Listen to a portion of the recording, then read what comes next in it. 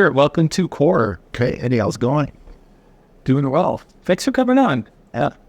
We were talking before the show started that the last CD was a surprise. Yes. Was it hard keeping a secret? Actually, not really. The whole thing was just kind of probably the easiest process I've ever been involved in. I had the songs and I wanted to do something different. And there's some guys I wanted to work with, so kind of reached out to them and said I had this idea of this band. Would you guys want to do it?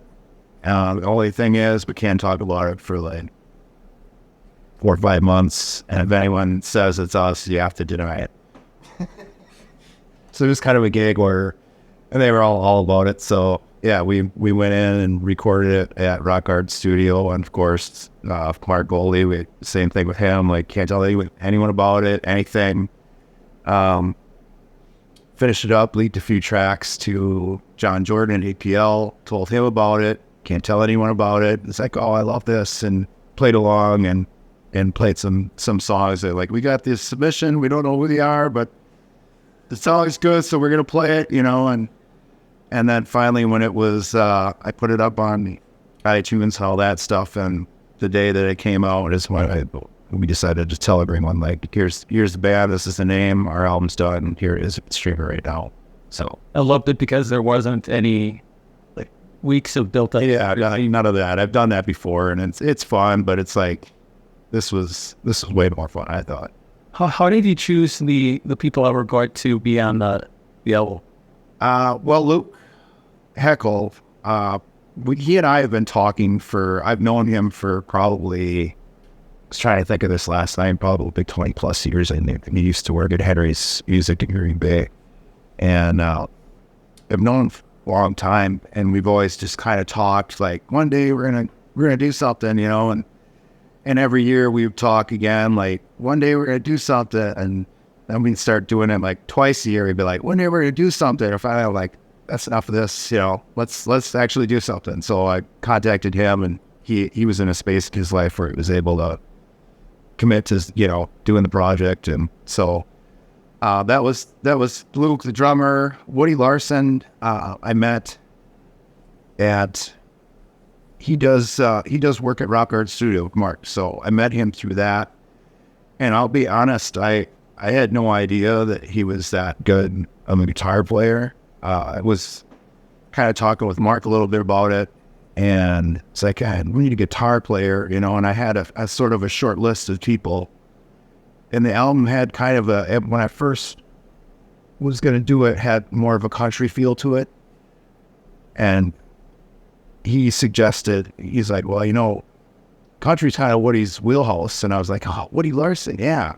So sent him the songs, and it was the perfect fit there as well. And like I said, I've known him for a while, so it was, it's fun to play with people that you like. And Chris Hanaway, the bass player, I've been playing with Chris for forever.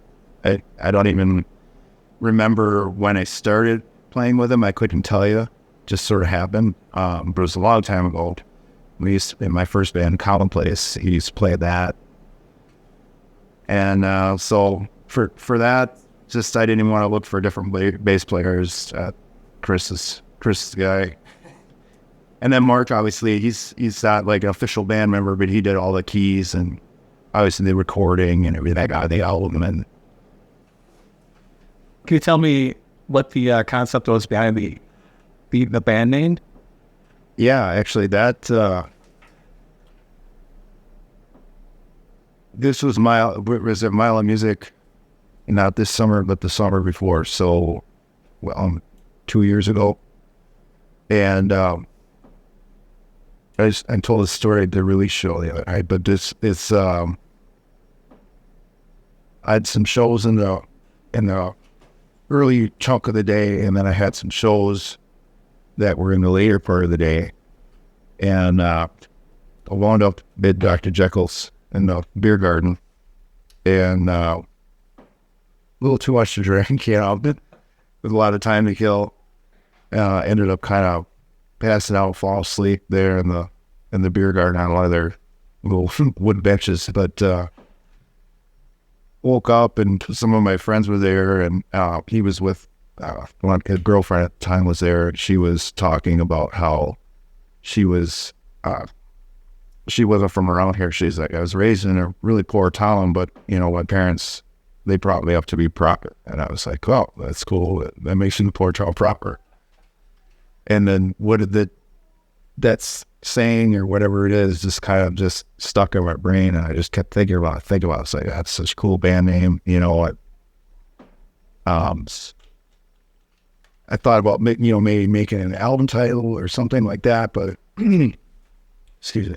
But I decided, all the guys I play with, they're all in a bunch of bands, and so I figured, what, why not? I as a songwriter or whatever don't have the luxury of being in other bands, so I thought it would be kind of fun to do a side project kind of thing, and so I decided, go at the Port Town proper, and had the guys that I wanted to use, and it all came about that way, sort of. Did as far as the songwriting for the album, did you do most of the songwriting, or did everybody chip in ideas? Like lyrics and songs that were all done, yeah. Okay, so you had that all written already? Yeah. Okay. Yeah, that was all. And a lot of those songs were things that I wouldn't necessarily put out as a Kurt Gunn thing. So that's why they're kind of like sitting in this sort of area. What do I do with these? So that made it easier too. And then I had to maybe write 2 or 3 more to, get an album out of it. That came pretty easy. So as far as the ideas that people were contributing to kind of either parts for the songs, was there anything that would hurt that you're like, no way? No, I don't do that. I shouldn't say I don't do it. Sometimes I do if it's really, really out there. But what I typically do is I'll write songs myself with just an acoustic guitar.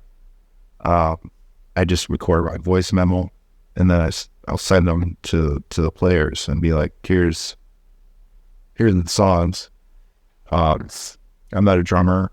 I'm not a bass player. So, if, you guys come up with a part, and then for that CD, we hadn't even rehearsed any of the songs or anything. We just, first time I played with Woody was in the studio that day when we were tracking the tunes, so, and I've done that before, and it's fun because you'll write this music on an acoustic guitar, and I'm not real good at hearing things. Like, I don't have that producer ear, and so to me they're just acoustic songs, and then we start playing them in the studio, and it's always really fun to see what they turn into. And yeah, they've come out some of the songs, like the One Good Thing I Do was just a really simple acoustic guitar song. And then, Luke's like, oh, we're brainstorming basically in the studio on how do we want this to go. And he starts, he's trying a few different things. He starts playing this really Caribbean beat. And then we, grabs a open G guitar and starts doing the slide over it, and it turned into this, we just call it the Island song when we're in the studio. And we're like, this is ridiculous, but it was it's, for a couple of us, it's our favorite song. You mentioned earlier your first band was called Commonplace. Yeah. Was that an Appleton-based band? Or no, I'm from Green Bay. Well, I live in Depew now, but was born and raised at Green Bay. And we were in high school. We started that band, me and my buddy Brad Bordini. I think each of us knew about 3 or 4 chords. He took a month's worth of lessons, taught me what he knew, and then we went from there. Yeah. And we just started playing basically anywhere. We used to show up at this open mic there's a bar in Green Bay called the Razzmatazz, and there was a guy that played there. His name was Jim Campbell. Everyone called Soup, obviously because of his last name. But so Soup would we were, just 21, and Soup was in his 30s. But he had a weekly open mic, not even open mic. It was just he was there every Monday. We were playing songs, and he's amazing. He could play Simon Garfunkel. He still can. He still plays. He played the boxer better than Paul Simon. You know, it's just amazing. You know, we out watching beers and like, oh, Soup, play the boxer. He played like 3 times for us tonight. But anyway, he let us. He found out that we played, and we had like a handful of songs that obviously were our own songs, and then a couple like covers that I remember. And so we asked, can we come and play some songs, And he was like, yeah, come on, what musician doesn't like taking a break, And so he would let us come up, and then we started showing every Monday, and the band kind of evolved. We got a drummer, and so on. And then we'd show up and we'd be like, hey, Soup, our his drums are in the car, see if we could set him up tonight, maybe do a little set, And so he's like, yeah, set him up. Yeah. So we come in, set up the drums, play a half hour, and then it turned into an hour. Then we started to get kind of a decent bill following that would come on Monday nights to watch our set. And so the owner of the Razzmatazz is like, hey, you guys watch your own night? We're like, yeah, we had arrived. This was like the biggest thing in our lives at that time, and we had a gig. What style of music were you guys playing at that time? I would call it acoustic rock. We played like a handful of our own songs. I'm trying to think of what covers we even played. I mean, the obvious ones like Blister in the Sun and what's that one song? It was good. Is it better than Ezra? I throw out a place. Yeah. We'll play that one, and Counting Crows. We were big Counting Crows fans. I still am. Loved them. Dave Matthews was huge at the time, so we played all that stuff. People loved it. Yeah, it's a good time. How long did you guys play together? Quite a while. We had a little break there. Drummer quit. He was quite a bit younger than us. I went to high school with his brother. Well, we both went to high school with his brother, and his brother is in our grade, I should say. At his house one day, and we saw his, I was like, Matt, whose drums are those? Oh, that's my brother Nate's. I'm like, was he any good? We didn't have a drummer. Didn't matter, if you're good or not, really, I guess. He's like, yeah, he's pretty good, So he started playing with us. We still keep in touch to this day, but we played.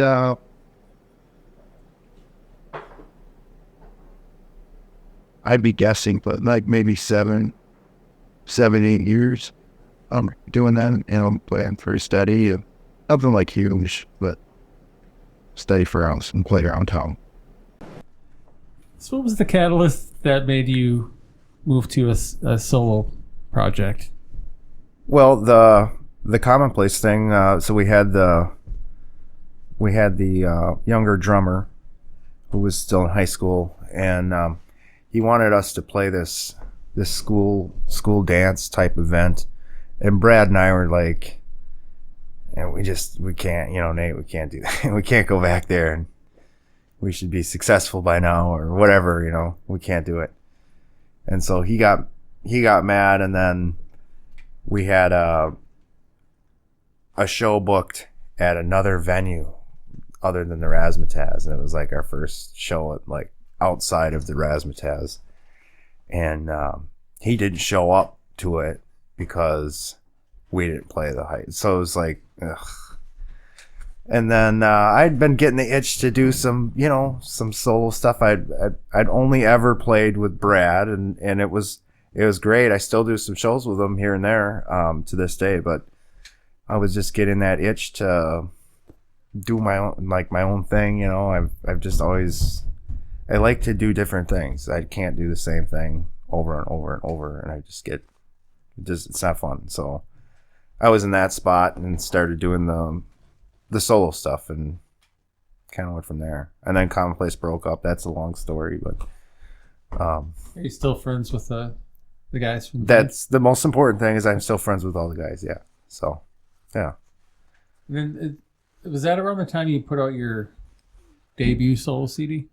The EP, This and that? yeah, This and That EP, 2008. So that was right at the end of it, and that's why it's called This and That EP, is because we had, there was kind of, so Brad and I had kind of, I guess you would call a falling out, and then he was the guitar player, and so we went through a series of guitar players, and we had 3 songs. We were going to make a CD. We had 3 songs done, and then our guitar player quit, and then was like, that's it. I'm done with this. I'm not done. Commonplace is over. So I had these 3 songs sitting around, and then I had a couple solo songs, and I did these with Mark when he was on Walter, the old studio, and so I had the 3 new songs that I used like some different people with. Jason Lipsky was one of the Commonplace guitar players, and Paul Hanna plays on it, and Neil Gallagher plays drums on it. Eric Johnson plays drums on it. All just a bunch of different people. So it was the old Commonplace, and it was the new, kind of Kirk Gunn thing. So I called it. We just sandwiched it together. Call it This and That EP. Put it out. Done. I got a CD out. So that was the first one in 2008, and then I just I didn't record it, like anything or do much, I guess. Were you still playing shows during that? Yeah, here and there. It was kind of like a weird part in my life where I just didn't. I kind of reached a point where it wasn't fun. It didn't seem like anything was working out ever. I hate booking shows. It's just so much like if there's all these things that you hate, then why would you do it? When I could just sit at home and play guitar. I don't have to go out and do it. So and it was kind of in a down part of my life, I guess. And I quit, basically quit. I sold all my stuff, and I kept a guitar and quit playing for over a year. And then, my wife was getting my case, like, why don't you go do something? I was walking around the house in a bathrobe for a year.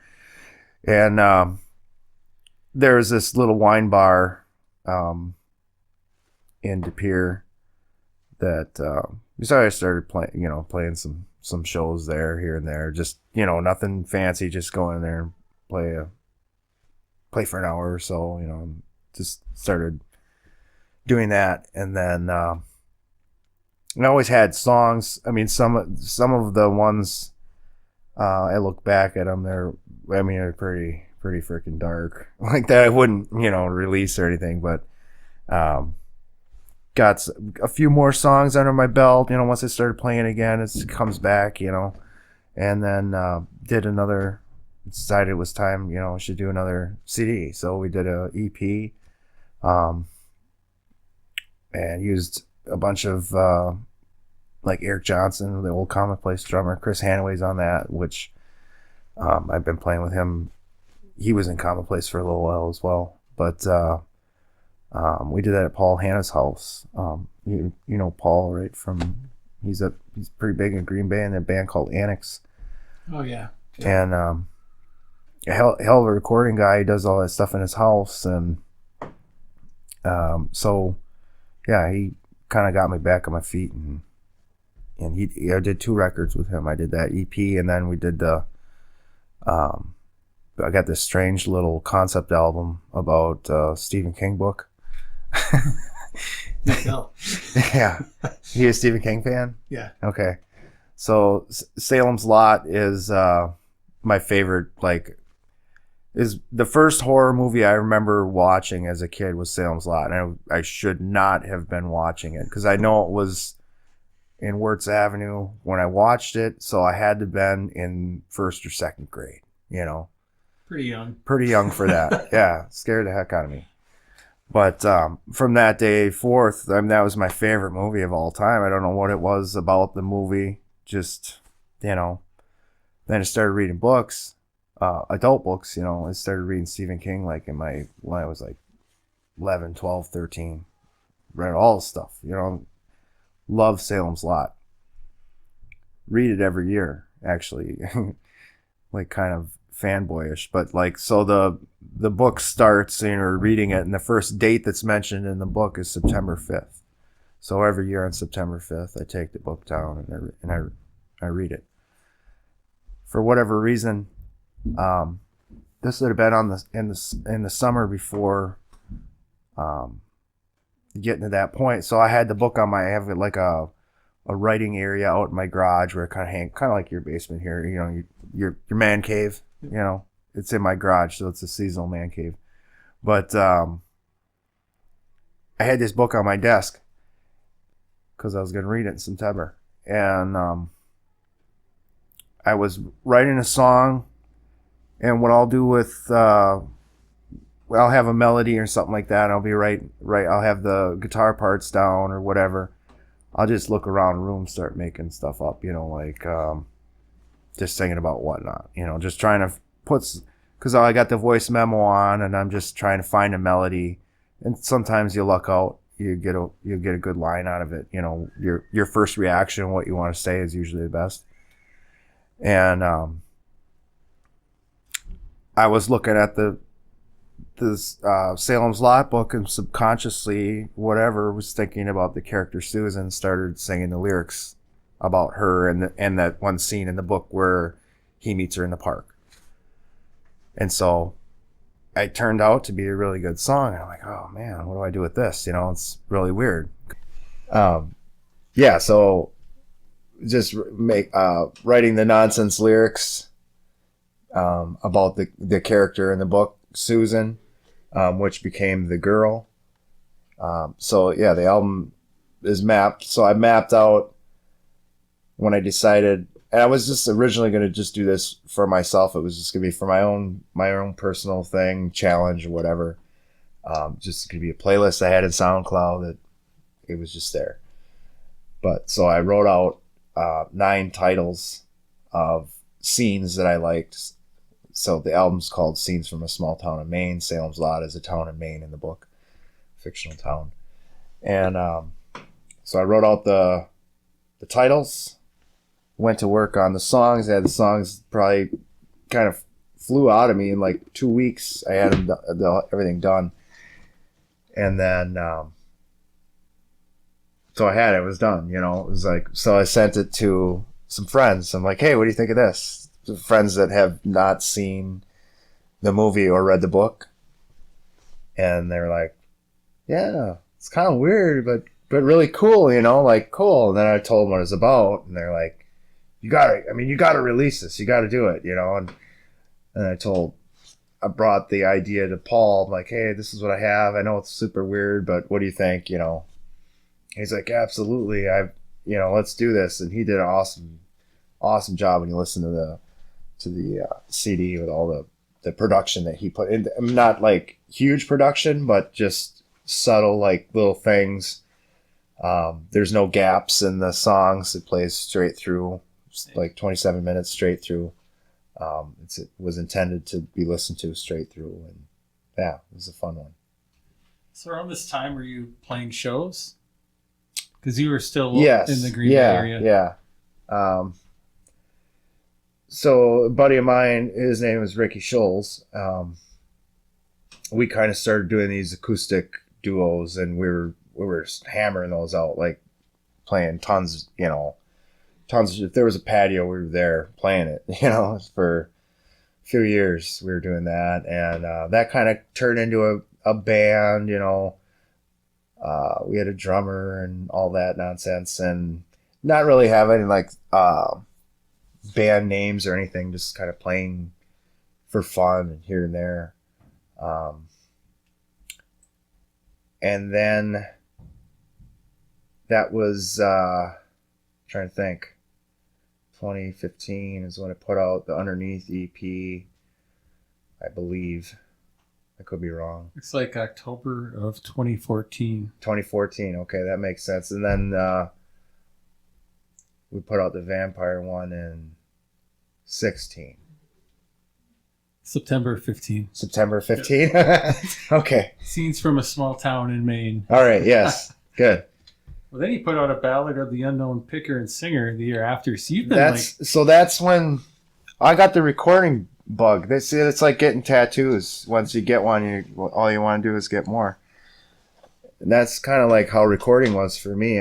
Once I started making those, it was really fun, I'd been after the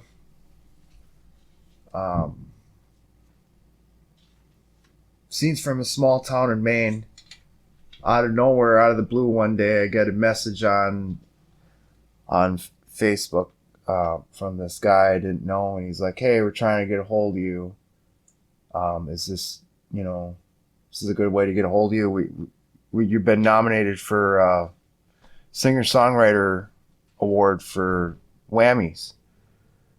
And I was like, "Oh, crazy, yeah, this is me, and they're like, "Okay, well, you're nominated." I was like, "Okay," I didn't know much about it or anything about it. So I'm like, I don't know. I guess I should go. It's at Appleton at the PAC. I guess I'll go check it out. And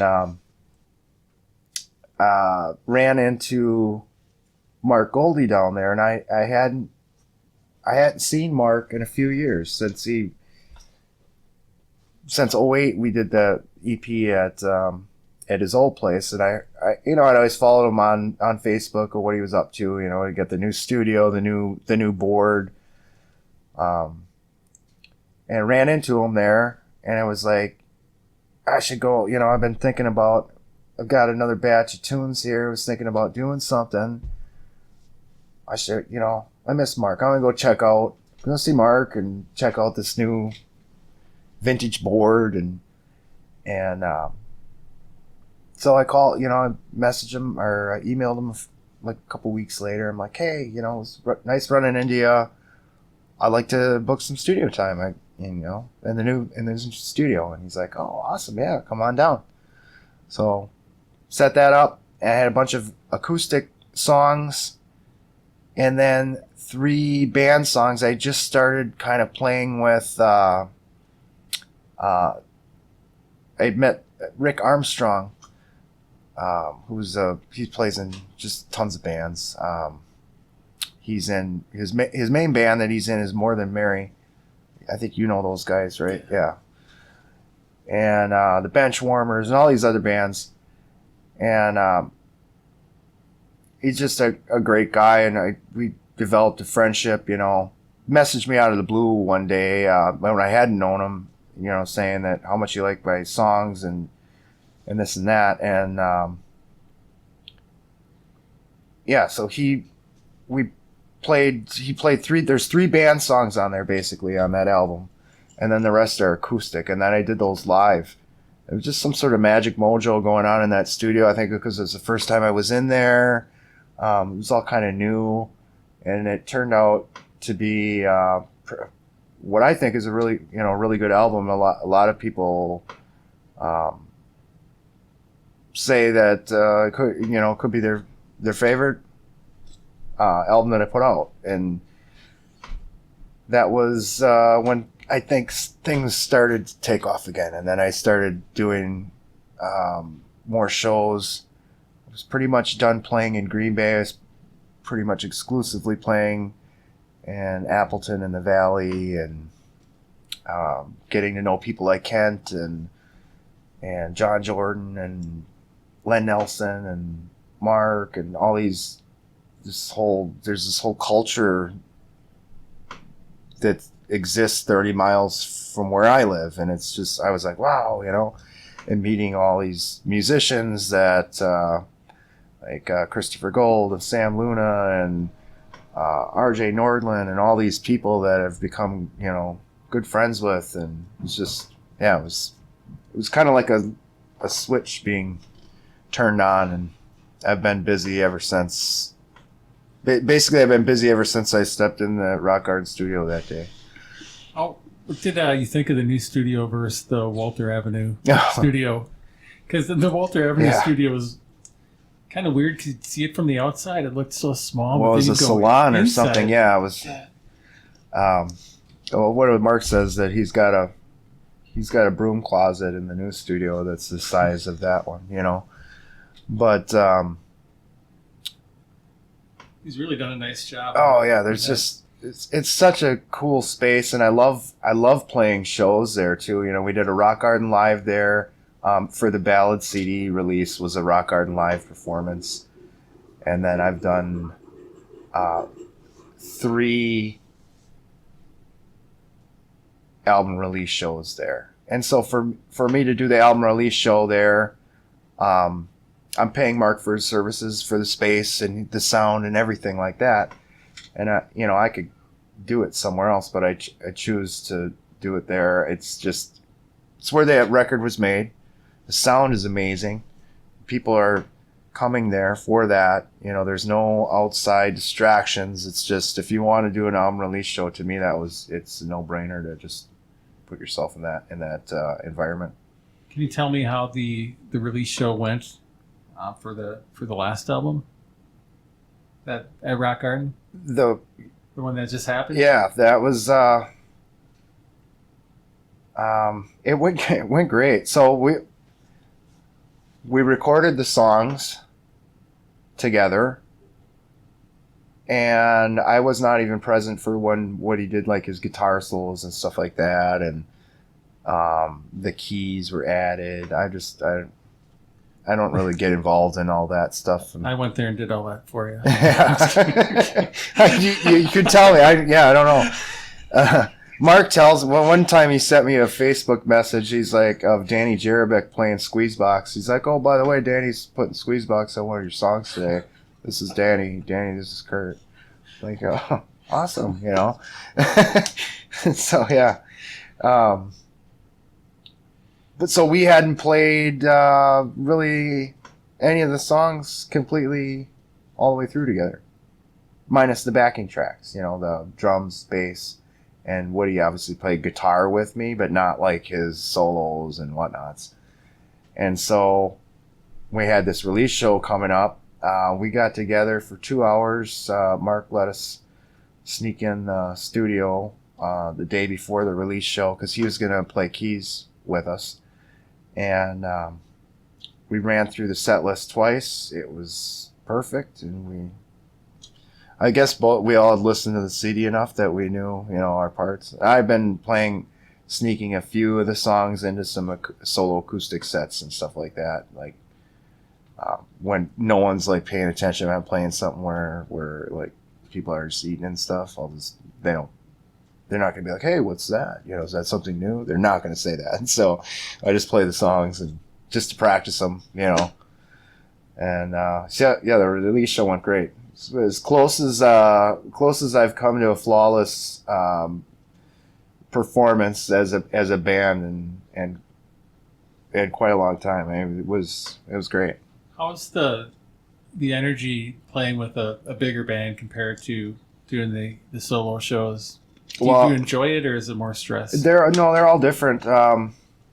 Sometimes solos are very stressful. Say I play in a solo, and I play in a duo, and I play in a full band, 2 full bands. Gunn and the Girl. Gunn and the Girl, yeah. We're going to be changing that to Girl and the Gun here real soon. And we're working on our CD right now too. So I get a little bit of everything, and I don't like to do any one of the things exclusively. So if I have the feeling that I need to do a solo show, I'll try to do one of those. I love doing listening room shows, you know, where it's like storyteller type stuff. I like doing that. Gun and the Girl is fun. Where's a duo? We have fun. We do. We just did a house show in Chicago, and you know, just fun experience doing that stuff with her. We've been playing together for years, and then once in a while, it's nice to plug in with the boys and, you know, go to town. But doing that all the time too is hard for me. Like, I guess what it all boils down to is if someone booked all my shows for me and told me where to go, I guess I would enjoy everything a lot more. I just can't stand that side of things. It's just, it's so hard to book bands around here unless, you know, you have to go and make the connection. Yeah, you know, and I know guys, but it's like, it's really hard. And for me anyways, to book shows, I don't know what my problem is, but I have a hard time with it. Have you had a show that you just wanted to walk out? Oh yeah, totally. Yeah. But you didn't. I didn't. No. No, I've never walked out of a show ever, and I've never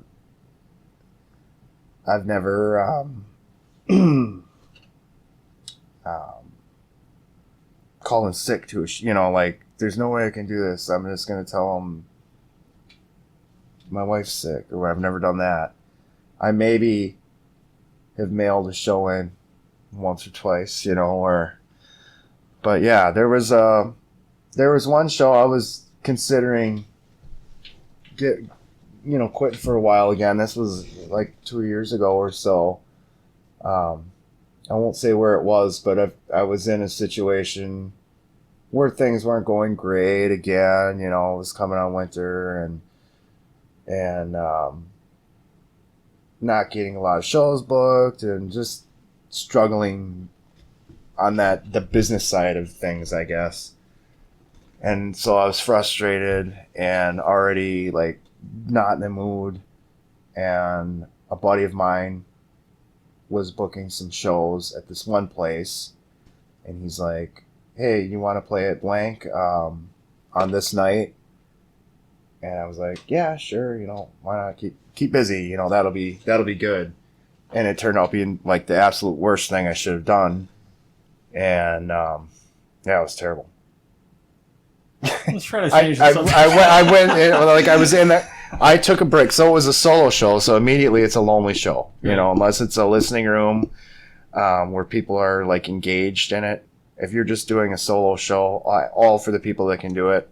I can do it if I have to, but they're lonely. So, you know, and if you don't know anyone there, it's just you, and then you take a break, and it's like, what do you do? So like I went and sat in my car at this one show and called a friend, and I'm like, I called Amanda actually, because I had asked her to come down to play with me because you got to do this show with me. I shouldn't have got myself into this, you know. And she's like, I can't, you know. I called her on break, and I'm like, man, this is the worst thing ever. I can't do this anymore. And she's like, I should have come. I'm sorry.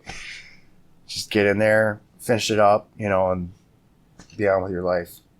But yeah, so basically playing a song, and there's just people like eating mashed potatoes like right here. You know, it's like, what am I? You have those moments where you're like, what am I doing? What am I doing this for? Why am I doing this? And it's like so easy to just be like, you know, no. Then the next show could be But then the next show is great. Yeah, it's like I tell people, it's like if you've ever golfed, you know, and you hit that one super long drive, like way down the middle of the fairway, like 300 yards, you know, or 275 yards, and they got you, you know, you're just going to be chasing that one golf shot. So once you get a truly amazing show or two under your belt, then you know they exist, and you know they're out there, and so you chase those until you find them again. Can you tell me a little bit about the Ballad of the Unknown Picker and Singer? Yeah, well, it's all about that. What I just talked about. Yeah, it's all about that. So that was, it's basically autobiography of trying to play original music, and Green Bay, it didn't go over the best, you know, more of a cover-driven town, which, you know, I have no problems with cover bands whatsoever. I'm friends with guys that are in great cover bands, and I consider I guess, that almost harder than what I do, because they have to learn. I mean, note for note, people want to hear that stuff note for note. But what I was doing wasn't working in that town. And so it's all about the struggles, and then just trying to make a name for yourself and it not happening, and basically sucking and playing in terrible rooms. And it's the ballad of the unknown picker and singer. You're from the Green Bay area. How is the Green Bay scene different from the Appleton scene? Or is there not much of a difference? I've been out of the Green Bay scene for a while, so I don't know that I could even answer that question. When I used to play there a lot, I wasn't playing in Appleton, so I couldn't tell you that. I know that I didn't fit in too good in Green Bay and fit in pretty good in Appleton. And so, but I know guys and girls that that do well in Green Bay. It just, me personally, it didn't work out for me. But so Appleton is your adoptive. I've got a group of people that, you know, and they're all friends. That's the amazing thing. It's like, I met all these people through playing shows, and I've met so many people from coming down here and doing stuff. And they can usually count on those people to be out, you know. At least some of them, you know, that at least one or two people that you know are going to be at a show, you know, which is, I couldn't guarantee that in Green Bay. Yeah, we talked before the show started. I mentioned how I like it when you go on Facebook Live. Yeah. And put on these shows more or less, taking requests. Is that something that helps kind of make it more fun to practice? Or you it's bouncing new ideas off people? For me, it's maybe I'll test out a new song to see what kind of reaction it would get. I've done that a few times. Usually those are the ones my kids sabotage, so I'll try them. I'll try them in the middle of the day. I've wound up in the middle of a squirt gun fight, and my little guy Orson, he'll usually find me and start banging out a piano or something like that. But late at night after they all go to bed and stuff, if it's a slow time of year, I'll do those. And I think that's the ones you're talking about, the Total Request Lives. Yeah. And more so, that's when I don't have anything going on and I'm just want to stay focused on performing, I guess.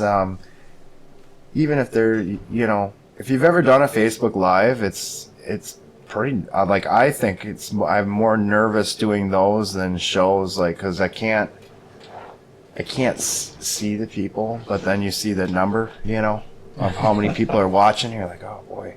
So you can see when you lose one, or you can see people walking out the door of your phone. And so yeah, it's nerve-wracking, but it's also fun. Yeah, I've had some good ones where, you know, people are shouting out requests on there, and people, you know, give you some crap, and it's fun. I like to do them now and again, and usually in the winter. Yeah. Do you have a favorite venue in Appleton?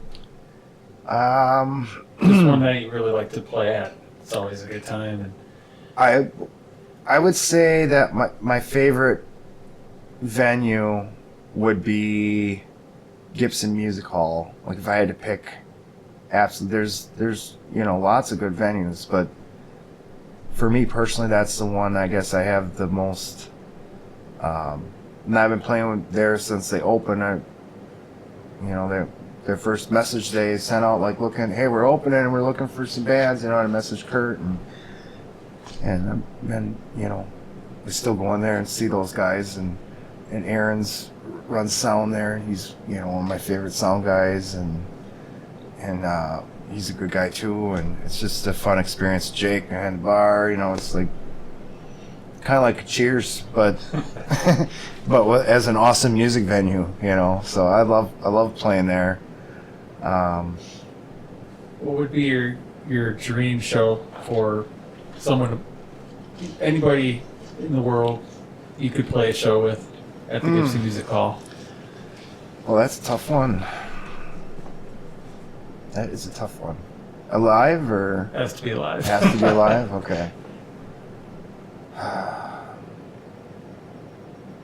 I'd have to say there's a few.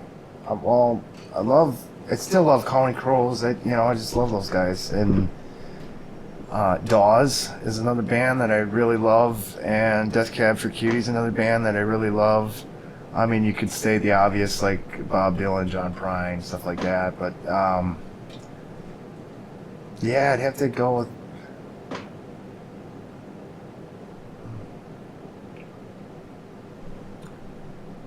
it's a tough question. Probably changes depending on Yeah, your thought too.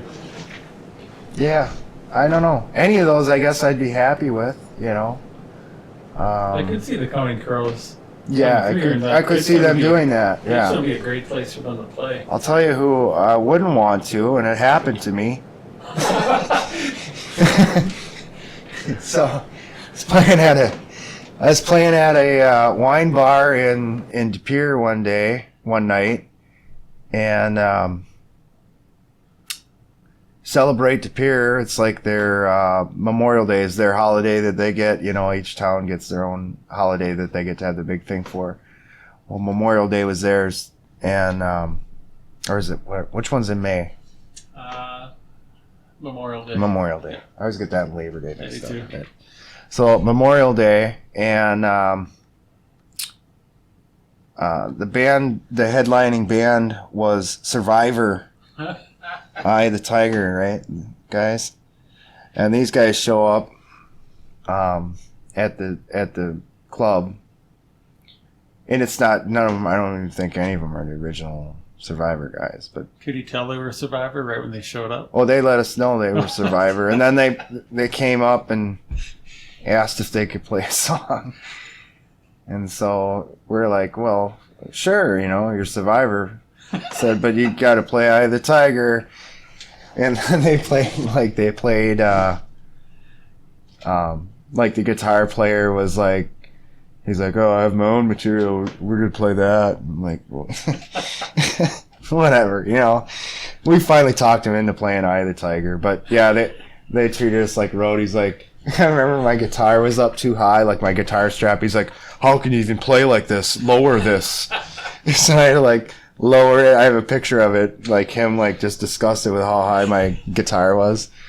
And yeah, so they played Eye of the Tiger. I think, don't quote me on this, but the lead singer, that particular lead singer is passed on now. I'm not up on my Survivor, but I'm pretty sure he has. But it was funny. It was right around the times where you could take like those real archaic videos with your like flip phones that like were all pixelated and stuff, and so everyone was taking videos of this guy playing Eye of the Tiger, and he's like really getting into it, but he's like doing this, and I know there's a YouTube video out there somewhere of the night. Yeah, it was at what's the name of the place? I can't think of the name of it. It's burnt down now, but yeah. Should be able to track that down. Yeah, Montague's. That was the name of it. Montague's Wine Bar. So you would never want to play with Survivor again? Jeremy Brown owned it. You know him? He used to be the No. drummer for Vacuum Scam. You ever heard of them? Mm-mm. Oh, they're a big punk band in Green Bay. From see, they had a music scene. I'm sure they still do. Original music scene, just not of my genre. So my genre hurt me there. But there was a huge punk scene that was in Green Bay, and I think still is. You know, like in the 90s, it was like Boris the Sprinkler, and Yeah. I had a bunch of them. Tom Smith, he's like the guy that, and he books a lot of those kind of bands, and I don't even know the venues, but yeah, they still have quite a good music scene, just not for the singer-songwriters, kind of guys. But I'm glad there's not like a pay-to-play culture that's Yeah. really big around here. I know right, some cities are still, hey, you can open these shows, but you have to yeah, sell so many tickets or whatever. yeah. I used to run into some of that back in the day. Did some stuff in Chicago, and that's how it was down there. You had to sell 17 tickets, or they were gonna shoot your mom or something. Like sign a guarantee, and then beg like 17 people to come so your mom could live. We talked a little bit off the air about, the question about singles, EPs, full albums. Mm-hmm. Let me know that you do still enjoy the full albums. I do, yeah. Do you think that you'll ever move towards singles? I guess I have. I just put out a single a couple days ago. That Ann at the Avenue contacted me and asked if I had any Christmas songs. She's like, "You ever record any Christmas songs, cover or whatnot? We're putting our holiday collection together, We thought we'd ask if you had anything." And I was like, I don't have any Christmas songs. And I was just talking to my oldest daughter the other day, I forget what we were talking about. Christmas songs, I think. That would be the obvious conversation. And I was like, you know what? I should write a Christmas song. How hard can it be, I should she's like, yeah, Dad, do it, And then I forgot about it. And then Ann messaged me, and I was like, okay, yeah, I said I should do a Christmas song, yeah. I'll see what I can come up with, and if I finish it, I'll send you one or whatever. But so I went into the kitchen and grabbed my kitchen guitar, and just started kind of plucking away. And I think I had half the song done in about 20 minutes. And then had to make lunch and do some stuff with Orson, and then came back. So I had the whole thing done in about, I'd say, 2 hours time. Message it to Ann, say, would this work? And she's like, oh yeah, absolutely, this is great. So then I called Mark, said, hey, can I sneak in Sunday? I said, literally like 10 minutes, and just play this song, record it. And that's about what it was, 10 minutes. I think I played it twice, and then we kept that. And no, they played it on the Avenue last night. And it's out on Spotify and iTunes. So if you're in the Christmas spirit, I got my very first Christmas singles out.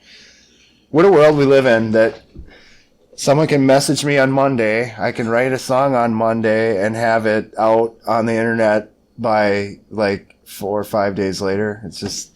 You're a music releasing machine. It's just crazy to me that's we're at the age where you just couldn't do that, I know, it's crazy. You had to spend a year just trying to figure out how to work a 4-track tape recorder. It would still take me a year to figure that out. Yeah. Well, I couldn't do it. I had 2 boom boxes, so I would, and these are the boom boxes that you could dub yourself playing music. So I would play the guitar, and then I would put that tape in this boombox and a new tape in this one, and then I'd play this boombox loud and record this, and then I'd play like my little lead part. So then I'd have 2 tracks, and then I'd do it again. So I was doing 4-track recording with 2 tape decks, basically. Do you still have any of that stuff? Yeah, I have all of it. That'd be interesting to hear. Yeah. It's somewhere. I know one winter I was really bored, and I kept all my cassettes and stuff that I made. Like, I still have all my lyrics from when I was like 15, 14. Stuff on the back of Subway closing sheets, that lyrics that I wrote when I worked at Subway.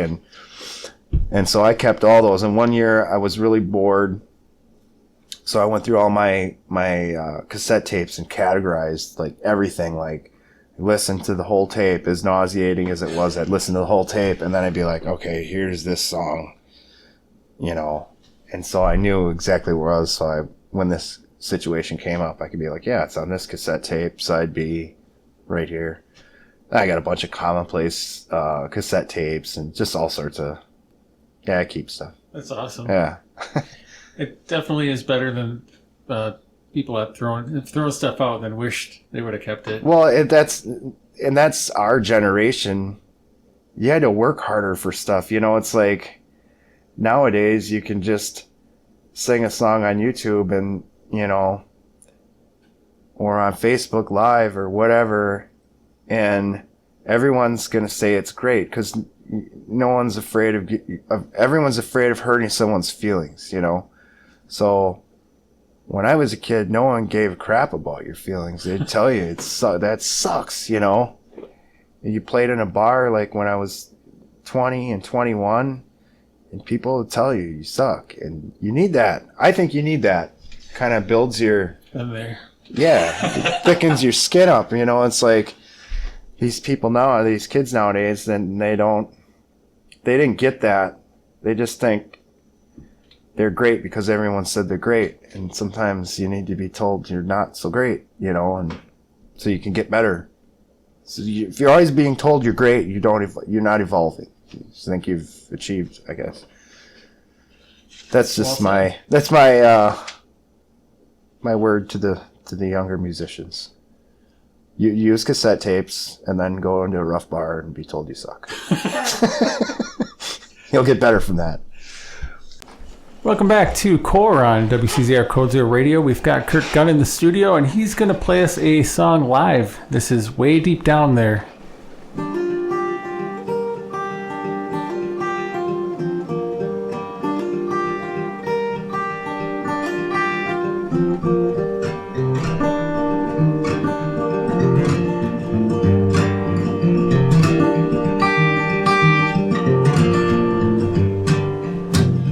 Wake up in the morning, the day before you die. Everybody knows your time is nigh.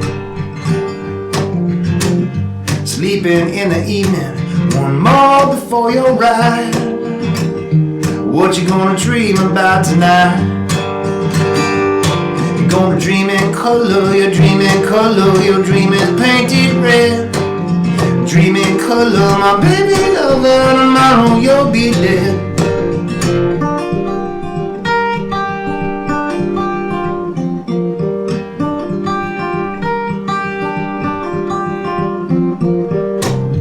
Long white corridor, 30 paces now to go. A dead man walking down real slow. Nobody talking here above you or below. Just waiting on the lights to flicker, waiting on the lights to blow. They gonna roll on one, roll on two, they gonna roll them all on you. Roll on one, roll on two, they gonna roll them till you're through.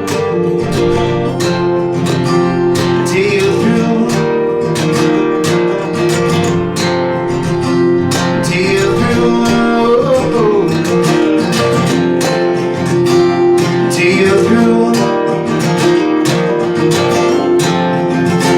Till you're through.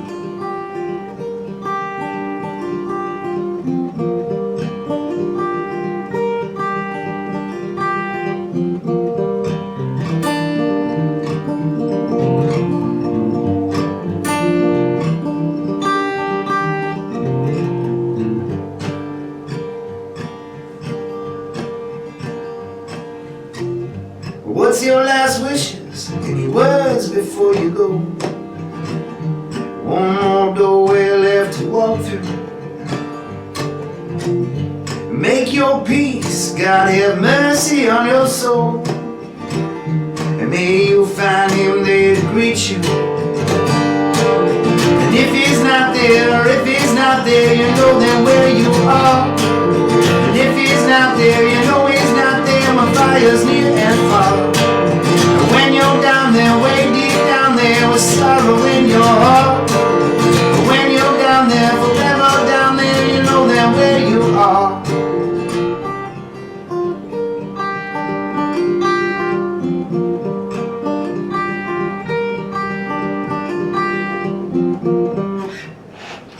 All right, that was Kurt Gunn. Kurt, thanks for joining us. You bet. You've been listening to Core on WCZR Code Zero Radio.